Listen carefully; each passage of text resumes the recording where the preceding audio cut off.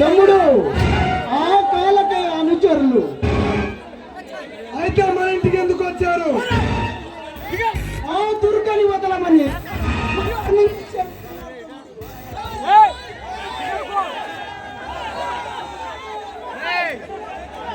ఆ లోపల కొండలు మా అన్ననే వారికి ఇస్తారా?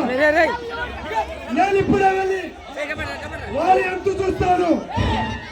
తమ్ముడు వాళ్ళ సంగతి నాకు వదిలే. ఇంతకి ఆ దుర్గా ఏమైనా నోరిప్పాడా? లేదన్నయ్య, వాడిని ఎంత టార్చర్ పెట్టినా నోరిప్పటం లేదు. తమ్ముడు నువ్వు ఎలాగైనా ఆ దుర్గ చేత నిజం చెప్పించాలి. అన్నయ్య, నా అంచనా ప్రకారం ఆ కాలకేయ గాడు బలం బలగం ఆ రౌడీ సిటర్ బలారి వీడి సాయం లేనిదే ఒక్కడు కూడా ముందుకు పోయాడు.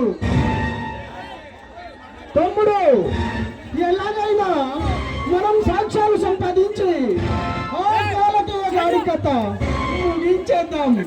తమ్ముడు నేను వాళ్ళ స్టేషన్ గారికి వెళ్ళొస్తాను. నువ్వు కొద్దిగా జాగ్రత్తగా చూసుకో. అలాగే అన్నయ్య.